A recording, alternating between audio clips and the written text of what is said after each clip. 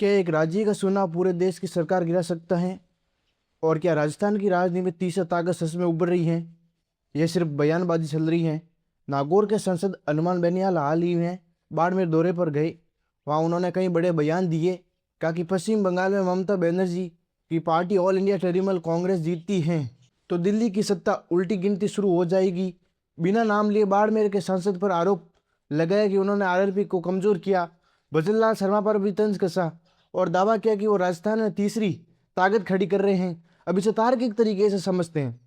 क्या पश्चिम बंगाल का चुनाव राष्ट्रीय सरकार को गिरा सकता है? भारत में एक संगीन लोकतंत्र है। इसका मतलब राज्य चुनाव सीधे केंद्र सरकार को नहीं गिराते। पश्चिम बंगाल में किसी पार्टी की जीत का दिल्ली सरकार पर सीधा असर नहीं पड़ता। हाँ, राजनीति माहौल जरूर बनता है। अगर विपक्ष मजबूत दिखता है तो राष्ट्रीय स्तर पर दबाव बढ़ सकता है। लेकिन सरकार गिराने के लिए संसद में संख्या चाहिए, सिर्फ बयान नहीं। कांग्रेस और बीजेपी एक जैसी हैं। इसका मतलब राज्य चुनाव सीधे केंद्र सरकार को नहीं गिराते। पश्चिम बंगाल में किसी पार्टी की जीत का दिल्ली सरकार पर असर नहीं पड़ता। हाँ, राजनीतिक माहौल जरूर बनता है। अगर विपक्ष मजबूत दिखता है तो राष्ट्रीय स्तर पर दबाव बढ़ता है। लेकिन सरकार गिराने के लिए संसद में संख्या चाहिए, सिर्फ बयान नहीं। कांग्रेस और बीजेपी एक जैसी है वाला दावा है।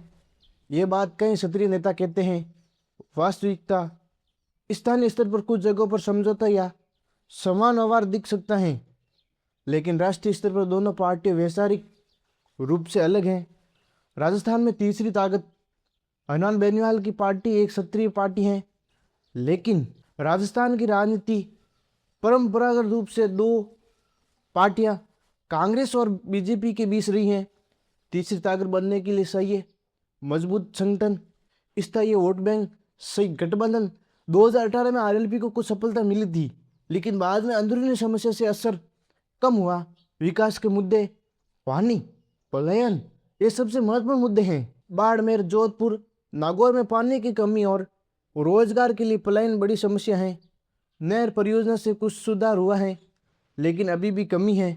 युवाओं को बाहर काम के लिए जाना एक सच्चाई अब थोड़ा व्यंग के साथ समझते हैं। पश्चिमी बंगाल चुनाव जीत कर दिल्ली सरकार को गिर जाए, ये वैसा है जैसे गांव का मैच जीतकर आईपीएल ट्रॉफी जीत लेना। और कांग्रेस और बीजेपी एक जैसी हैं, ये भारतीय राजनीति में सबसे आम डायलॉग हैं। हर तीसरी पार्टी कहती है, लेकिन चुनाव के लिए समस्या गठबंधन भी बन जाती है। तो पूरी तस्वीर क्या है? हनुमान बेनीवाल जमीन के मुद्दे, पानी, रोजगार, पलायन और उठाए जो वास्तव में महत्वपूर्ण है, लेकिन राष्ट्रीय स्तर पर दावे ज्यादा राजनीतिक बयान लगते हैं। राजस्थान में तीसरी ताकत बनना संभव है, लेकिन बहुत कठिन है।